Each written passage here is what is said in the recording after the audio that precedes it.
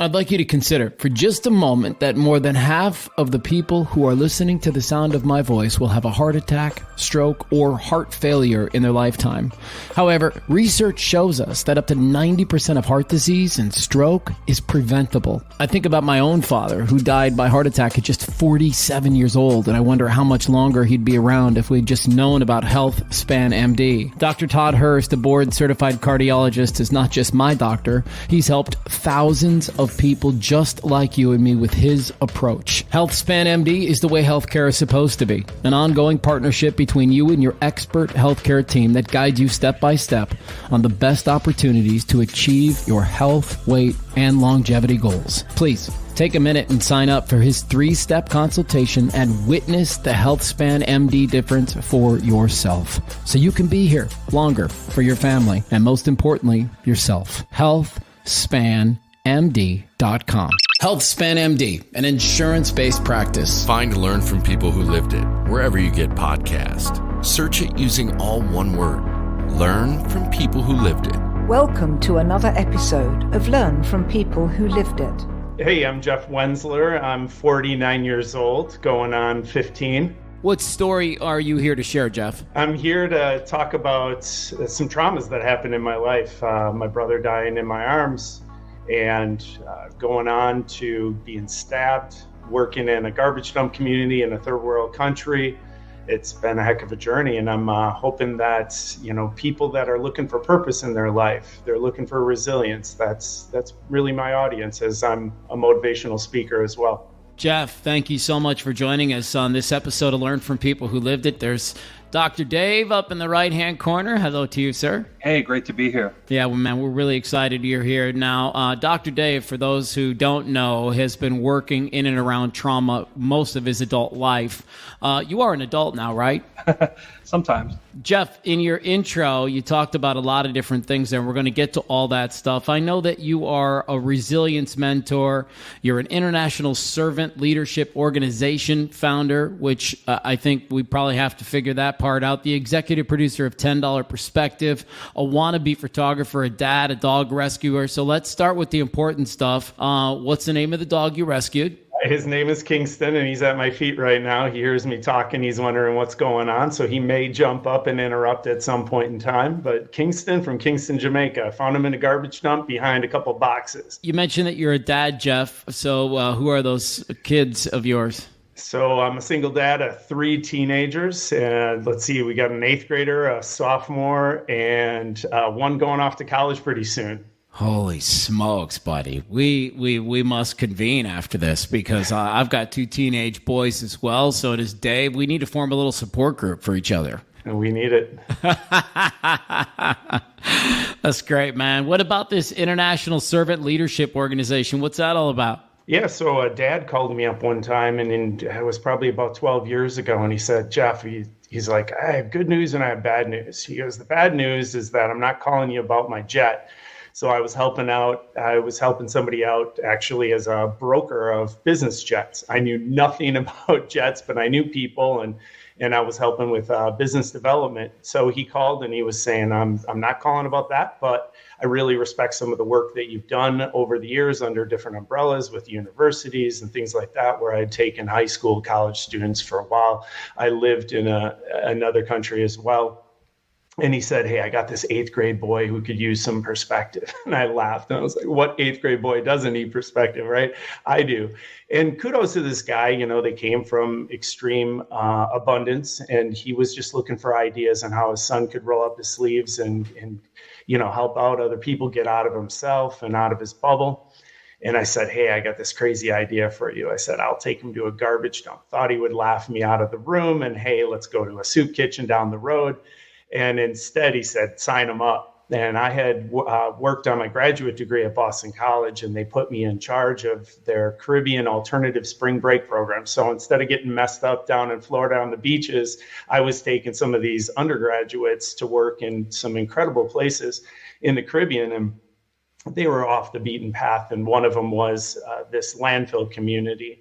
About 6,000 people live in this shanty town. And I'm telling you, to this day, it never ceases to surprise me what's around every corner, not only with the traumas and just with their perspectives, but really with their attitude and the resilience. So I take students on these like a mission trip without the mission piece, in terms of it's a non-faith-based organization. So it's a servant leadership organization. We're developing the next generation of teenagers, hopefully into other-centered, compassionate adults.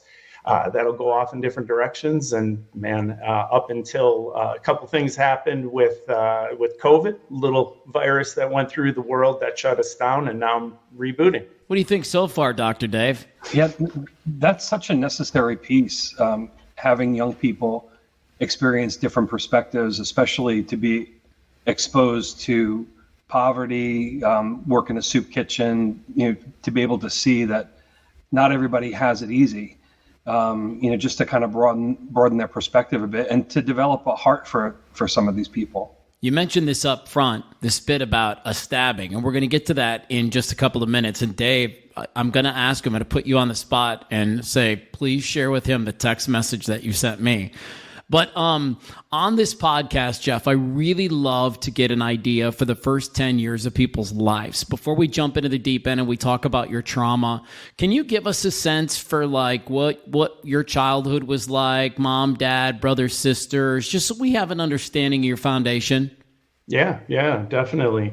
So my parents came from up north Wisconsin, a small city that they both lost their parents really young. So my mom lost her mom to cancer at 10, and my dad, I think, lost his dad to a massive heart attack at about 12. So they came from a simple town up north Wisconsin and moved down to the Milwaukee area. And my dad was an accountant, slow and steady, church-going family. I had an older brother and sister.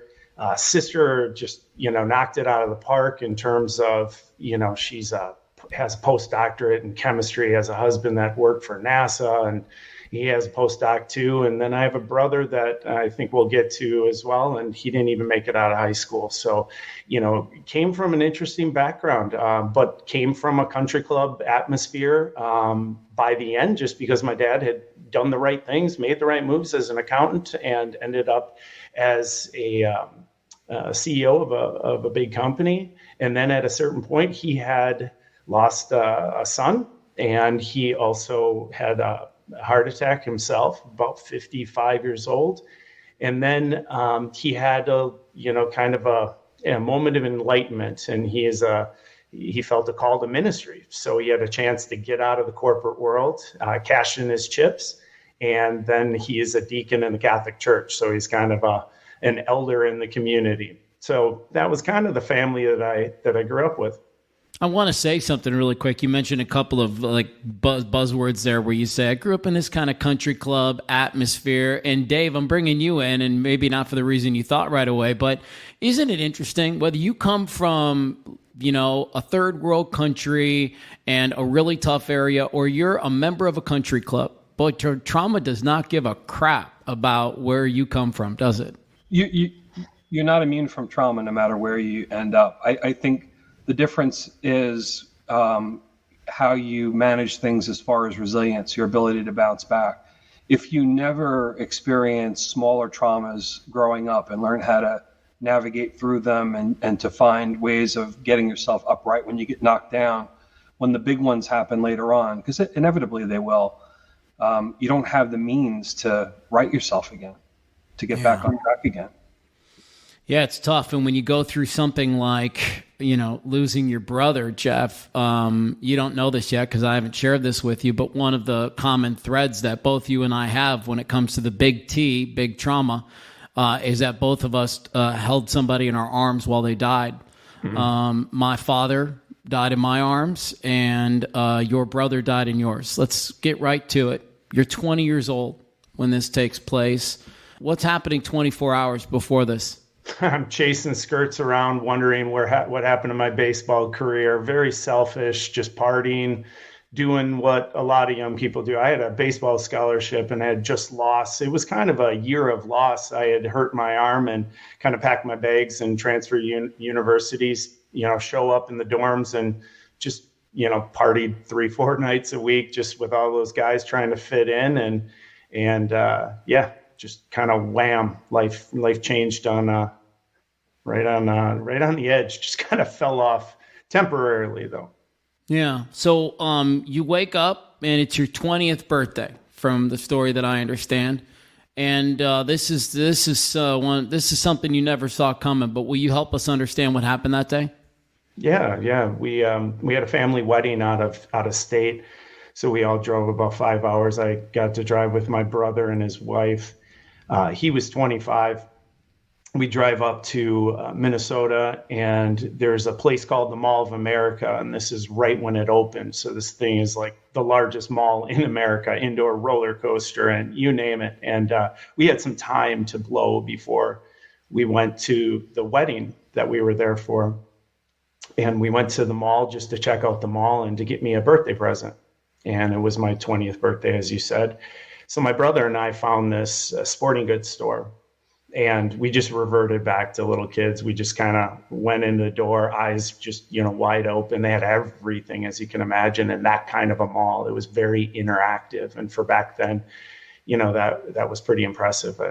And so anyway, we saw this golf simulator, and this is before really golf simulators existed. And we saw it at the back of the store. And we both just ran for this thing. We're weaving in and out of clothes racks and, trying to trip each other and just be the first one to get there. And he gets to this cage simulator, kind of like a small batting cage at the time.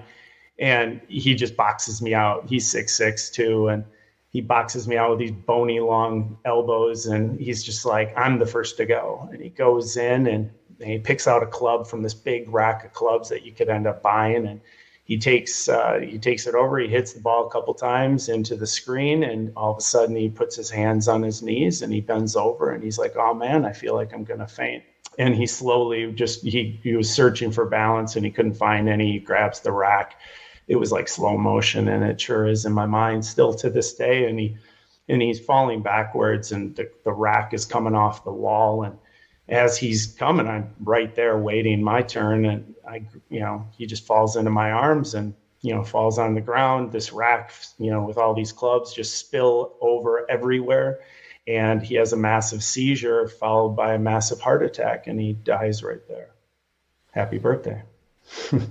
Yeah, man, that's unbelievable. And what's so wild to me, and I don't even know if you picked up on this. I'm guessing you have. You've told this story before, but he boxes you out of the cage and he says, I'm going to be the first to go. Mm-hmm. And then he's the first to go. So I'm going to guess if your situation was anything like mine, very soon after that, a series of professionals show up and they try to do something. They try to help out the situation. What are you doing while they're doing that? So you're right, some what I call off-duty angels. They were just chopping the mall themselves, and they were off-duty doctors. And a couple people jump in, and they're sitting there thinking he's having a seizure. He's 25 years old, right? They're not expecting a heart attack. And as things were progressing, even though there was no pulse to be found, as soon as, the seizure ended and they just realized nothing was coming. They were doing CPR. That wasn't working. And finally, at one point in time, they turned to me and they just said, what's going on? Looking for, some answers. And at that point, all these people from the store, gawkers, and then my family, I had all of my family there. They all, worked their way in, and everybody was outside of this cage. And it was like being a caged animal, just being stared at, and everything had a weird timeline to it. But when they asked me, I turned right to his wife. He struggled with drugs. The guy he was, like I said, 6'6", good looking guy. He had everything going for him, came from a good background, like I said, kind of a church going family, every opportunity in front of him. And he got in with the wrong crowd, and not to blame it on them, but, addiction runs in the family. If that is, if any of the data even chose to that, but either way, he started making bad decisions in life. So he had struggled with that. And then he looks, so anyway, I looked to his wife, not knowing what she was going to say. And she just goes, matter of factly, he smoked crack cocaine. So I had to turn to these people that are all surrounding, my big brother that I looked up to. And, say that this deep, dark secret that, a lot of families just try to take care of in-house. And that was a coming of age moment to have to share that kind of a family secret in that kind of setting on that kind of a day. And then, they do everything. So they rush him to the hospital. And then, there's a lot to the story. I wrote a book, and it's in the first couple chapters. I just kind of kick off with that change in my life, that pivotal moment. And, essentially they came and said, you guys can go say your goodbyes. And I wouldn't go because I had already, literally felt him in a way leave this world. And then at some point they said to me, can you go and get, Joe was his name. Can you get Joe's wife to leave? They have to, we have to move on. And I go up into the emergency room, and very, very, difficult moment at the time for sure.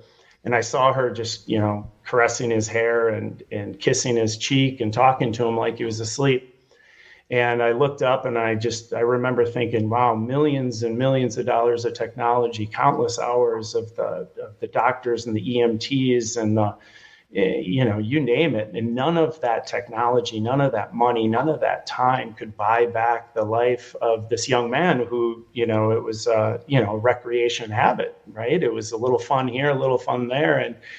And it led up to that. That was the tipping point for, his life. And I basically got him got her to walk away. And I just sat there in the silence of that place. And I actually, at one point, I just walked over, and I talk about this and show this when I'm in, doing speeches. And I actually cut away a piece of his sweatshirt, and I've had it ever since. And, to me, it was a little bit of a memorial. It was the birthday gift that I never got. At his funeral, and when we were in front of the gravesite, I saw his I was looking at his tombstone, and all these emotions, everything was just, just flying around like ping pong balls. And I was looking at the headstone. I was angry. I was sad. I was like, why me? Why on my birthday? Why such a young life? So the numbers represented that, right? One was how young he was. So it was like, why such a young man?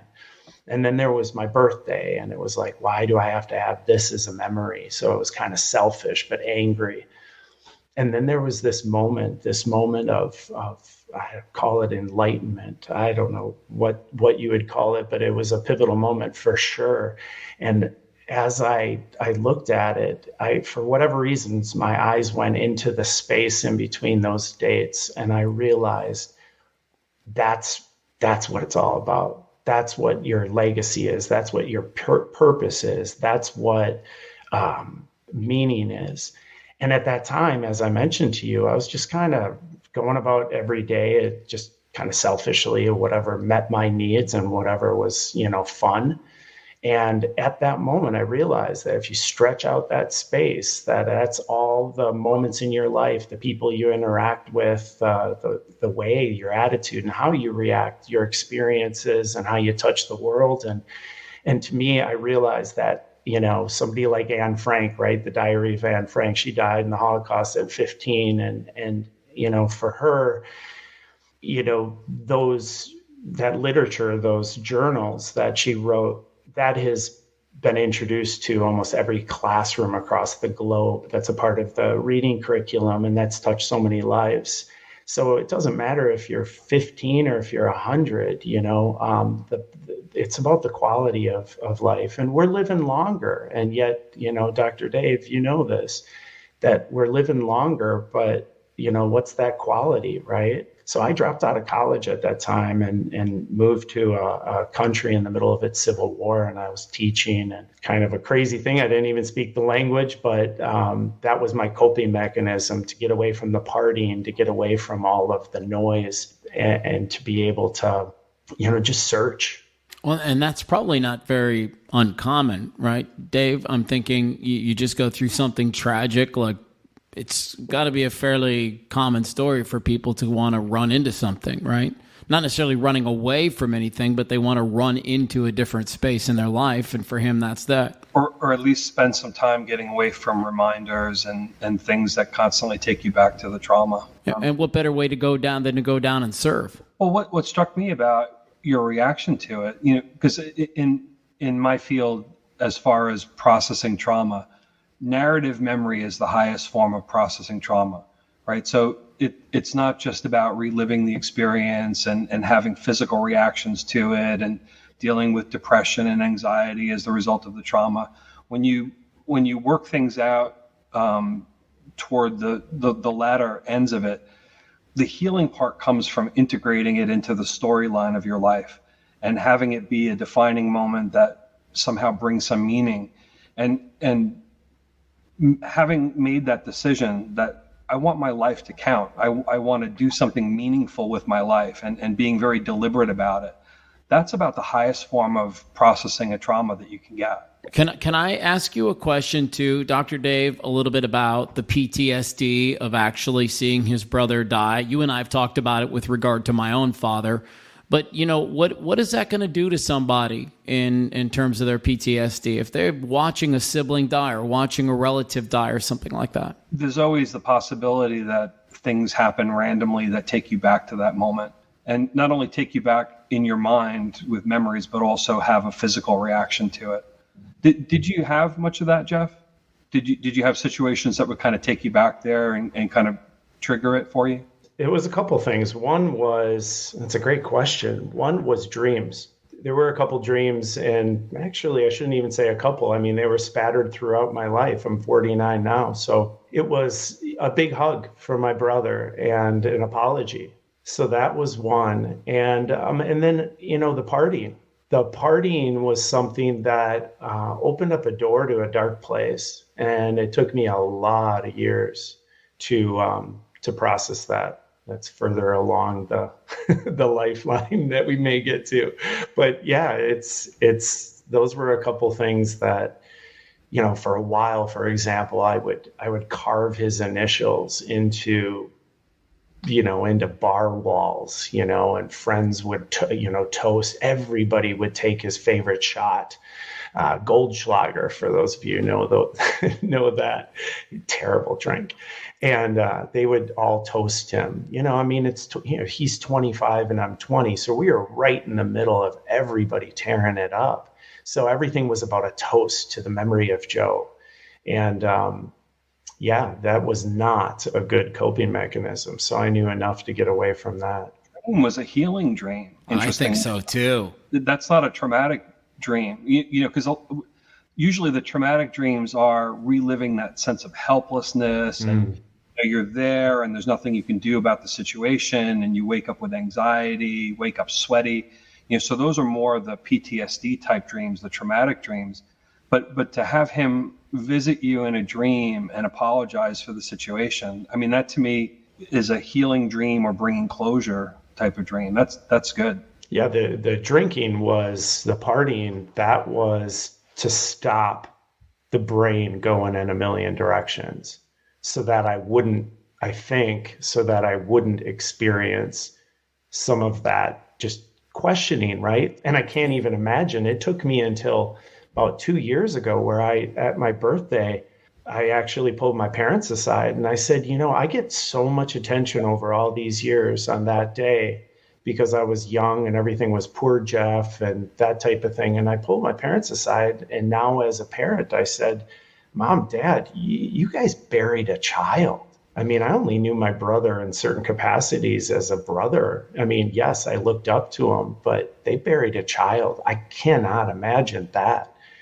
But I also have this way of dealing with trauma where I always try to find the good in it. So when I returned only a couple of years later, I would give talks, witness talks at retreats or different things where people would want to hear the story. But I actually gave the graduation speech at my university and I shared all of this and some of the work that I ended up doing in Guatemala. And I learned that my coping mechanism was avoidance and avoiding. It's great that I went to help and had this adventure, and very much a spiritual adventure. I mean, my journaling was very therapeutic. However, I was putting myself into other people's trauma because they were all poor, very poor. So I kind of just did that. And then I'd come and I'd tell my story, and people would say, oh, it's so great. It's so great that you're dealing with this. And almost like social media, you present one side to the outside world, and then there's that other side that you don't want to deal with on the inside. So let me ask you a question. Do you go down and do all this work in Jamaica and get stabbed first, or do you set down all of the drinking first? Where are we at in the timeline of your life? Well, there were a handful of things that happened in between there, but skipping over that, we'll get to the stabbing. All right, before you do that, it's the perfect time for Dave to share with you the text message that he sent me. All right. I'm very risk averse. When I heard that you were going down to Jamaica and doing work in dangerous parts of town and then get stabbed, I said, my goodness, Matt, my life is boring.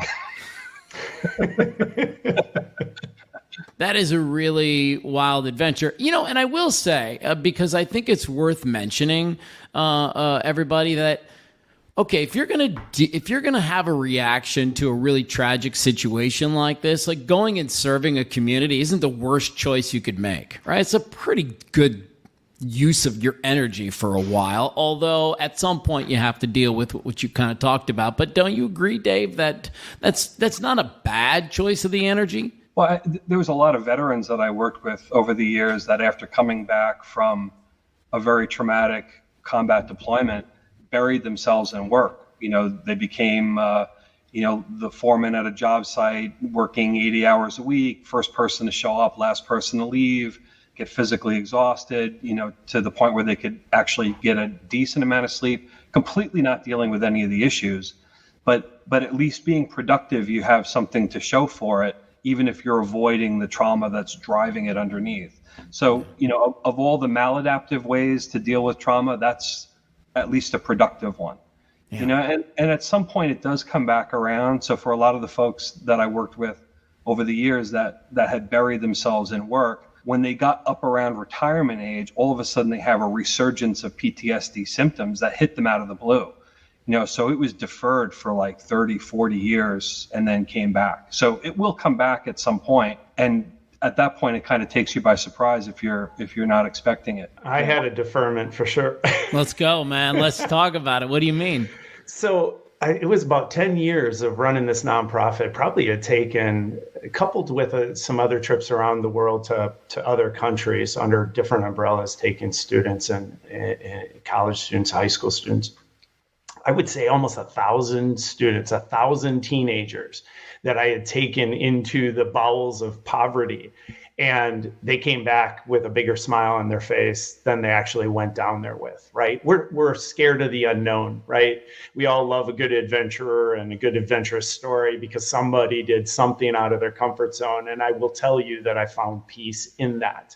Definitely avoidance was something that, coping mechanisms of putting yourself into work and, dopamine rushes in different ways. But yes, ideally, I found peace. I found peace watching teenagers holding on from country club cultures and from other suburban cultures in America where they had to raise every dollar to go on an international experience. And they're in an orphanage and they're holding a child.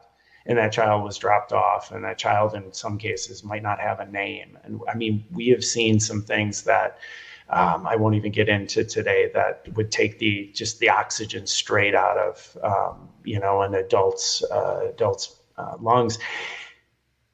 So I found that peace in different ways and peace in poverty because of their attitude. So we successfully were growing this nonprofit for a decade. And right before COVID hit, all of a sudden I decided, I want to we had just produced a couple of years before that, produced a documentary film, just kind of a walk a mile in somebody's shoes based off of, it's called $10 Perspective. And it's based off of the fact that 80% of the world, that's almost 6 billion people, live on less than $10 a day. So, I mean, they have a lot to teach us on how do they navigate that kind of trauma? How do they navigate that kind of absence of healthcare, absence of wealth, and all the things that we define as the good life? And these teenagers, they know it, right? These teenagers, they're the ones that go down there and they start scratching their head and they're like, wow, we always thought it was the clothes we wear, the friends we hang out with, or the houses we live in, or you name it, right? And then all of a sudden they're throwing a curveball. They're looking at these people that are just that Jamaican spirit, and they live in a landfill. The largest landfill in the Caribbean is right in Kingston, and there's about 6,000 people that live in a shanty town, a slum of slums. And yet their attitudes and their hope and their faith is dynamic. So produce a documentary film trying to walk a mile in somebody's shoes that makes $10 a day. And so we were growing as an organization, getting the word out in different ways. And then I decided it would be great to do corporate trips. It'd be wonderful to get, you guys down there. How many of us adults just get to a point where we're on the hamster wheel, or you got the golden handcuffs and you don't even take your minimum, or the minimal 3 weeks vacation. So I decided to take down some adults to kind of break into that corporate space so we'd have more touch points during the year and not just on, high school breaks.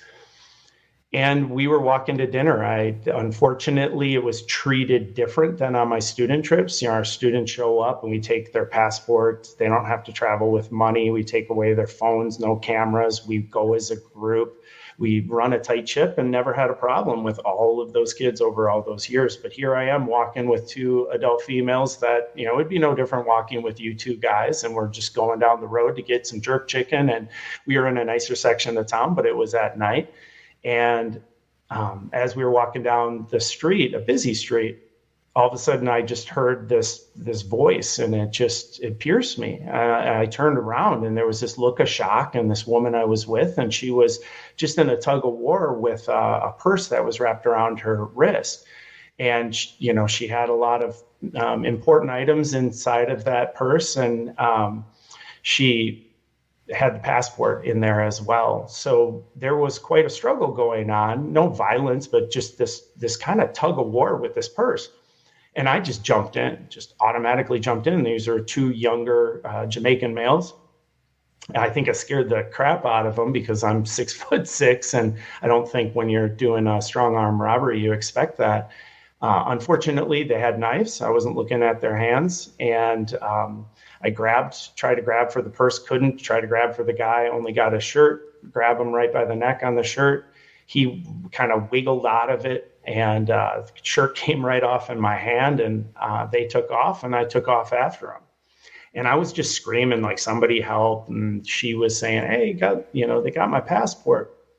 So, I was chasing them, and I took a little bit of a fall on the way chasing them and fell down into this like area that was dug up in the street down to the piping and that type of thing. And, my 26-year-old mind thought I could jump over it and cut off the angle chasing these guys. And unfortunately at the time, whatever that was, my 45-year-old legs didn't make the jump. And I fell into this hole. I cracked my sternum, broke my hand, threw out my back. And, but the adrenaline that went through me. People who watch movies and wonder how you can get hit by a pipe and then get back up in Hollywood and then, just kind of keep after them and stuff. Honestly, adrenaline is one hell of a drug. So I got up and I was able to get the guy. I got him. They were just trying to get into cars, which was kind of a crazy escape plan. Like, who's going to open up their car for people that are being chased by some foreigner and yelling?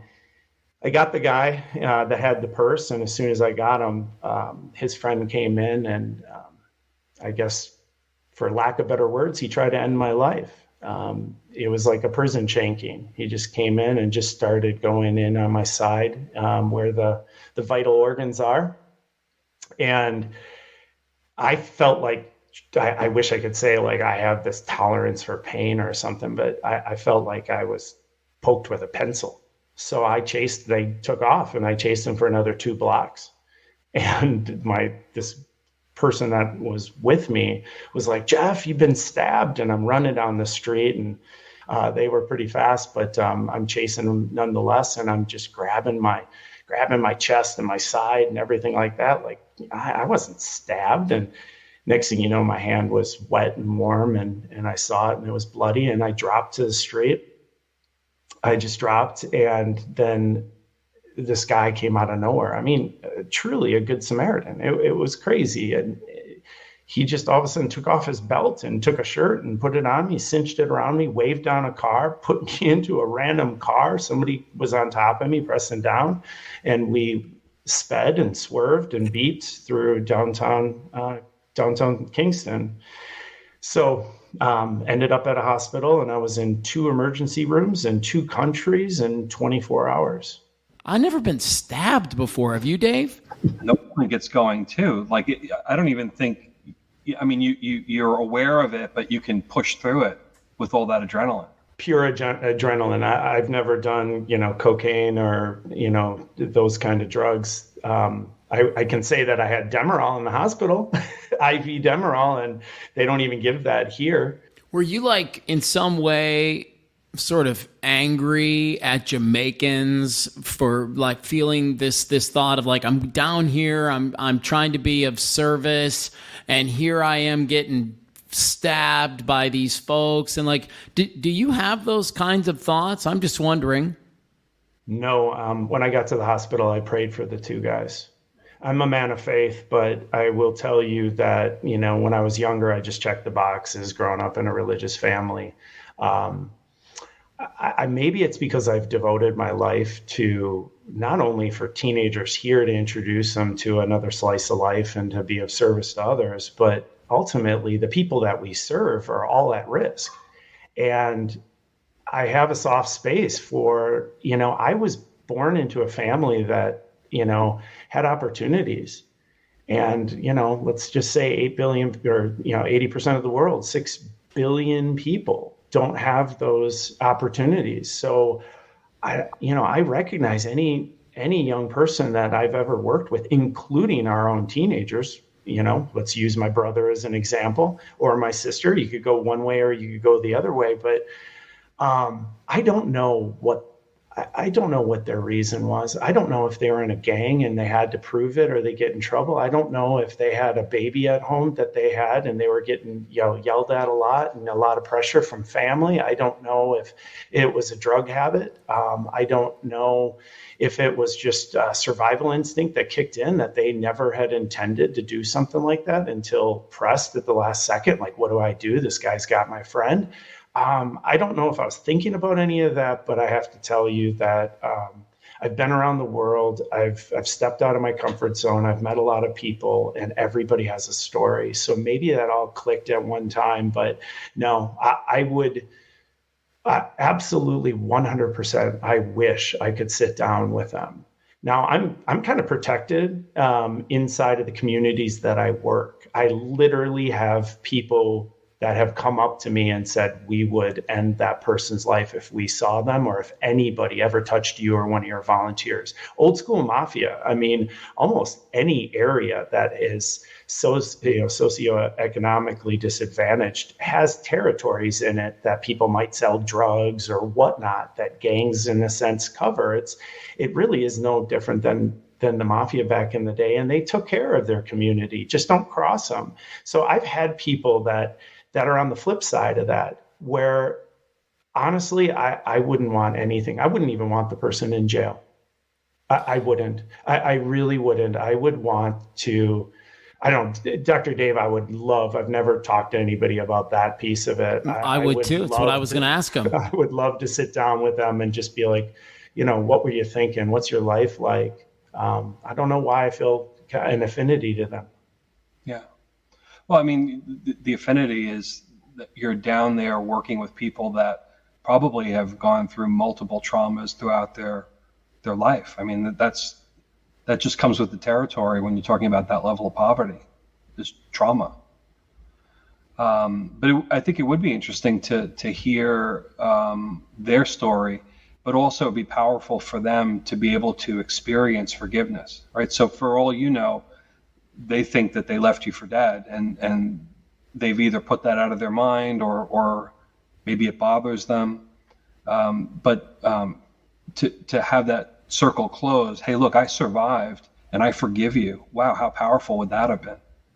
Well, I kind of want to start. I know it's going to be tough to wind down in the next 15, 20 minutes, but I want to head that direction. And so I want to ask you, Jeff, as a guy who, has a brother die in his arms, who is the victim of this crime where you're stabbed and, you end up in the hospital, and you have like a couple of really major hits that you take along the way. And they impact you in a million different ways. And I'm just wondering, I know you're also sober now, and so at some point you decided to set down alcohol, as I presume was the addiction.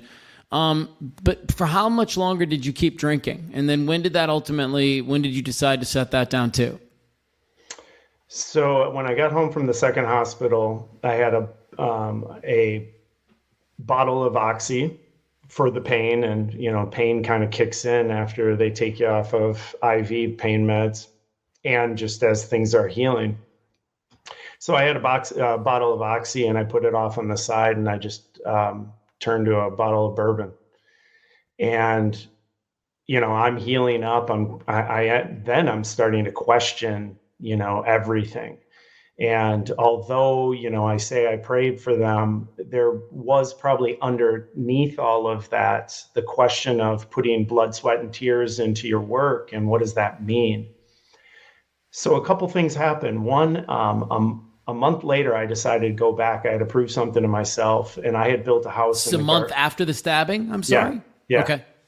So I go back a month after, and I actually built, a couple of years prior, I had built a house in the garbage dump. I mentor a bunch of kids there. So when I'm not with students, I go back and I just do projects with the older kids, the teenagers and young adults.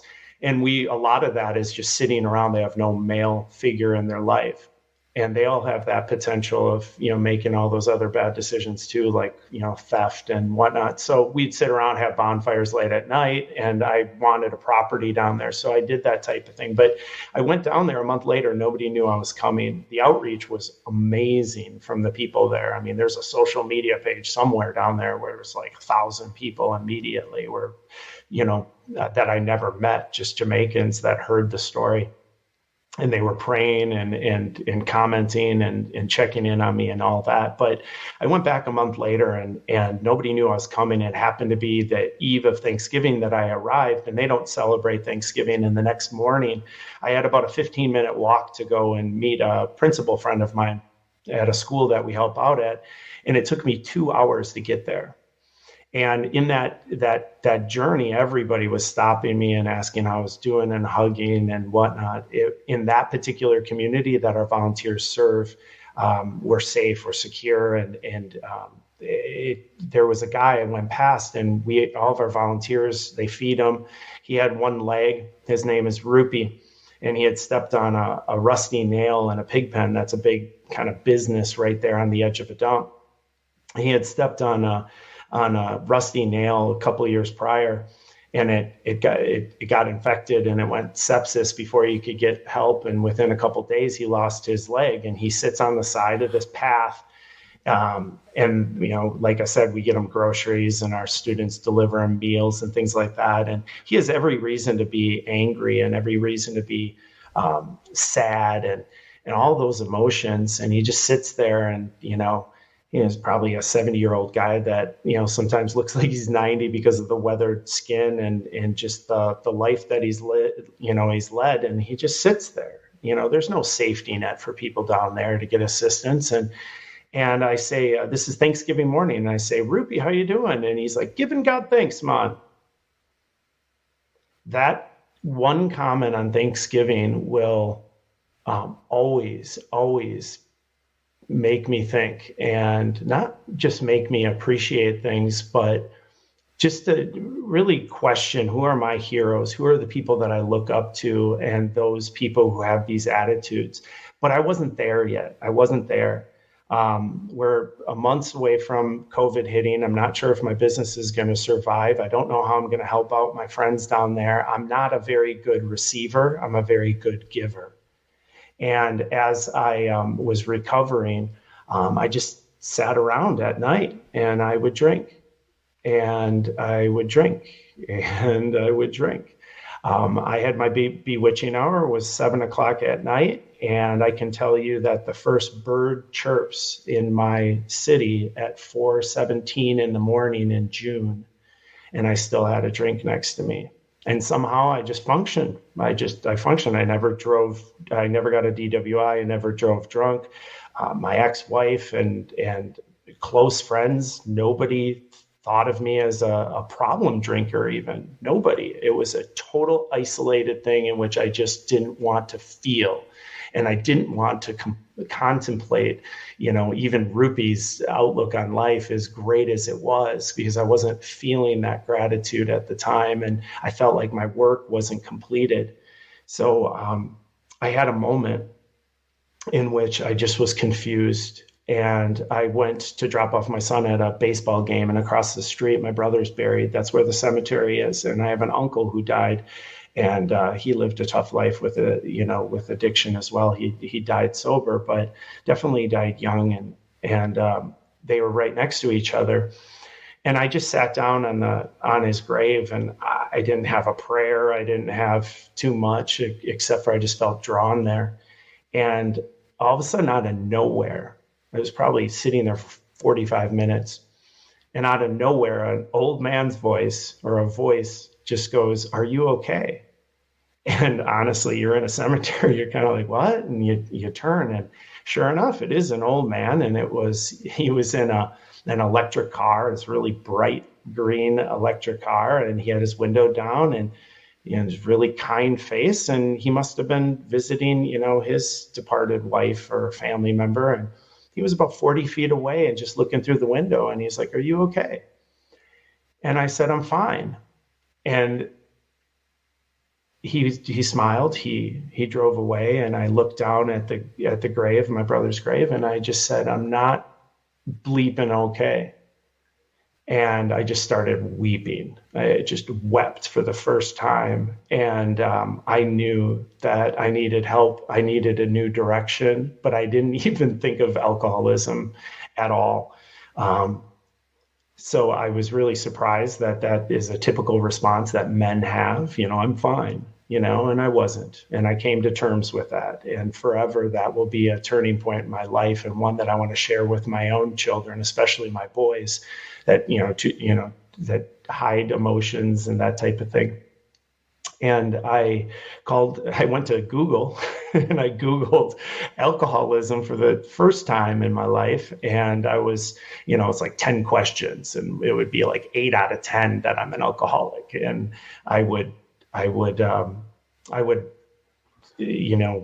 go to another search, and they were all about the same. I called up my buddy that I had thrown into a treatment facility as a part of a major intervention years before. And I said, "Can we have breakfast?" And we went to breakfast, and he said, "I think you know." And within a week, I was in one of the top facilities on my own accord, no intervention, everybody totally surprised.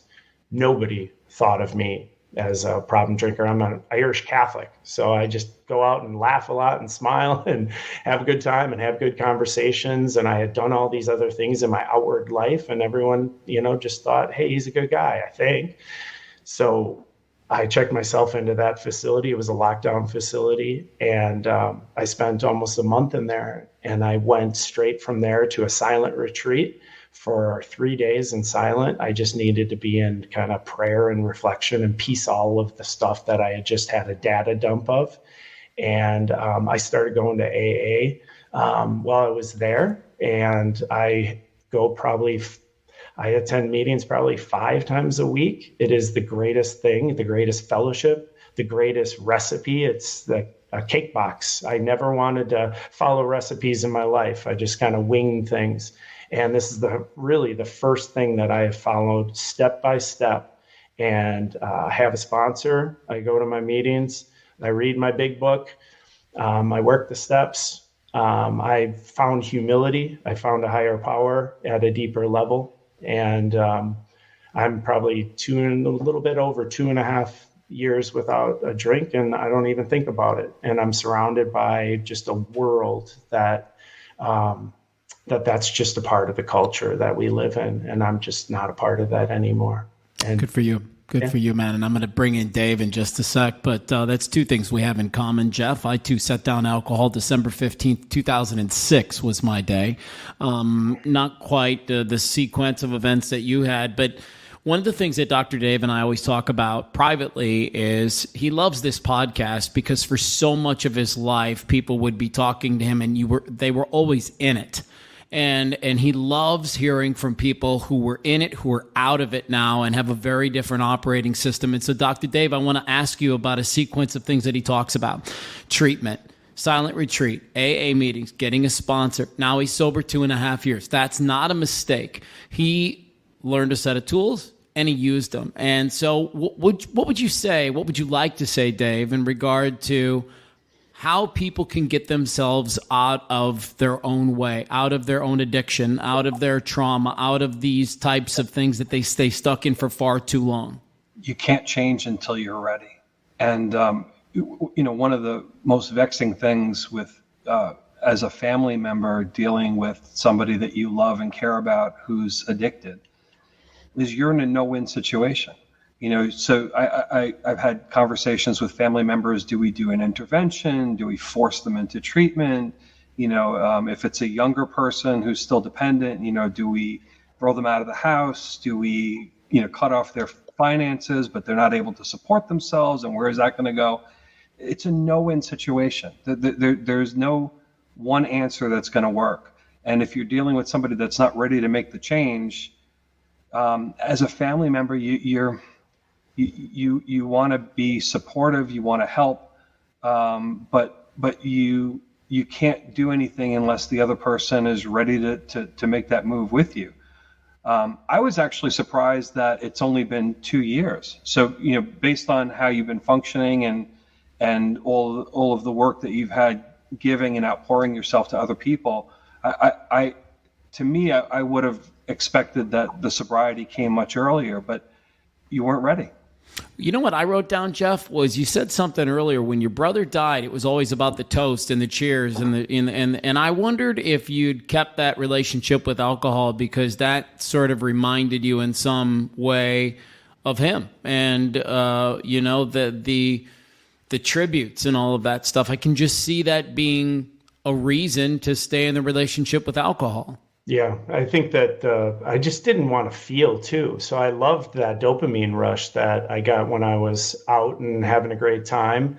But to try to keep that level, right?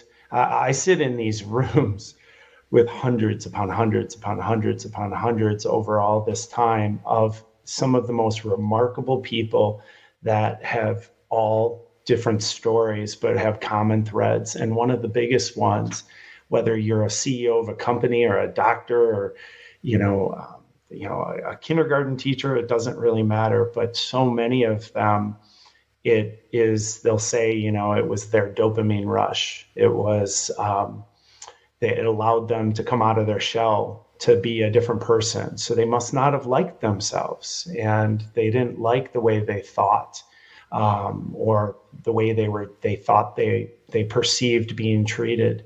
I went into it, though, with my higher power intact. And I will say that is something, we're a very reactive culture. And that proactive piece, I think, insulated me. So that moment of humility in those early steps in which it's like, we just can't manage this. We can't manage this on our own and we need other people, but it's an inside game. That humility comes from, there's something bigger than us. However you define that. For me, it's a God, and for other people, it's a little bit different. It might be even the group of people, but I lean on these individuals to share the real feelings that I have, because I can't escape it. There's no 7 o'clock. There's no happy hour. There's no 7 o'clock of saying, wow, that was a rough week or that was a rough day. So I find all the different ways to chill out. And most of it is to recognize that I don't have to be, I don't have to set these goals way too high. Just try to find that simplicity, full circle, find the bumblebees, find those flowers, walk with my dog through the woods and share a part of me, and that be a service to others, help other alcoholics, find sobriety and stay sober. What do you think you're showing your kids right now? Well, one is that I know how to hide things really well. That was the downside. I have to say I got sober during COVID, so they weren't really able to be a part of a program. So that will be something that I hope they get the education over time of how that has decayed our family in over generations and what we've learned from it. I do believe that a father that can talk about his feelings, I was always hungover. So even though nobody knew it, I didn't cook breakfast. So they're seeing a single dad take care of things around the house. They're seeing me deal with emotions. They're seeing me, I think, humbled, where they know dad's at a meeting. What happens at the meeting? We talk about our feelings. And I don't think that, when I've met, single women over the dating years, so many of them said that was something missing in their relationships. They said that the guys drank a lot and that they just couldn't open up. They couldn't communicate. They couldn't talk about their own feelings. So to me, we could talk this podcast could be another 3 hours. I'm really open now. So I think that is hopefully sending a message to my daughter that she should find a man that, can say that they can't do it all on their own. And that for my boys, that they can, it's okay to be with your feelings and not always have a good day. You can't do it all on your own, and it's okay, right? You can't manage the grief of trauma on your own, and it's okay. Like that's the acceptance part is the part where, lasting healing comes from, is that acceptance part. It's always interesting to me when some of the traumatic pieces come back together. You've been doing things in a way to reach out to other people, and then to have that healing finally come into your own life as well. It's nice to see that closure, and it's still part of the journey. You're not done by any means.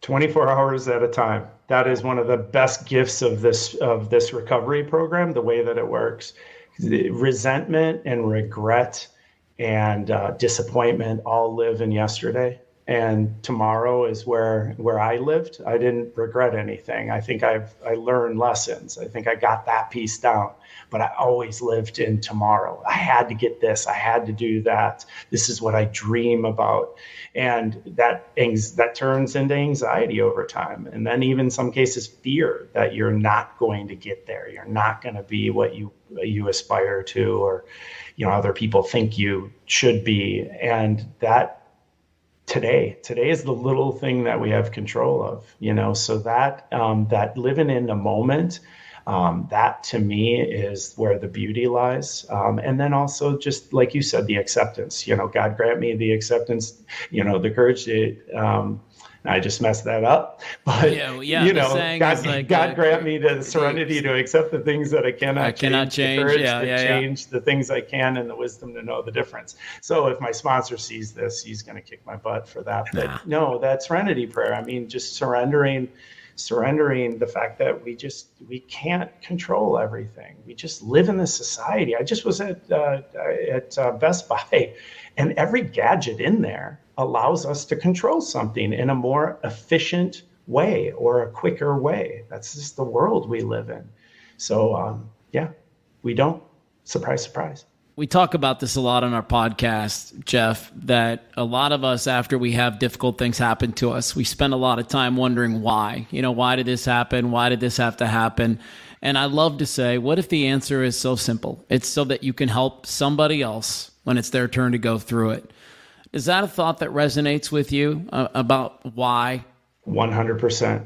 So once you feel like you're in that zone, right? Flow, you're in that zone, you just feel that some of these things fit together and they make sense, right? In order to this podcast, if one person, right? One person all of a sudden decides, that, hey, if that could happen to that kind of guy, maybe it's different for me, but if it could happen to him, maybe I should get some help, or maybe I should talk to my, my college kid who's getting a little bit out of hand and to talk to somebody like a Dr. Dave, or to just show up to an AA meeting where they'll just be embraced, right? If one person, think of that trickle effect. For me, my children, my parents, I co-parent, so that side of the family, my friends, it all of a sudden you're just like, And those are moments I have had in Jamaica, for example, since I've gone back, where I kind of just pause and I'm thinking, wow, I never thought I'd be like my brother, until the day that I had, Pepto-Bismol in one hand and bourbon in the other hand. And I was thinking, gosh, my brother dumpster dove to eat chicken from Popeye's Chicken at the end of the day because he just didn't have the money for his habits. And I'm thinking, wow, I'm not any different than him. And I realized that, just being able to find other people that are like him and share my story of strength and hope, then all of a sudden things just start clicking into place, and you're just like, whoa, thank you, Joe. I mean, really, like quite a gift from a big brother. That's actually my final question for you, man. It's almost impossible to think about, but take a couple of deep breaths before you answer and tell me, if I were to sit down and have a chance to have a conversation with Joe, what would he say about his little brother and the life that he's made for himself?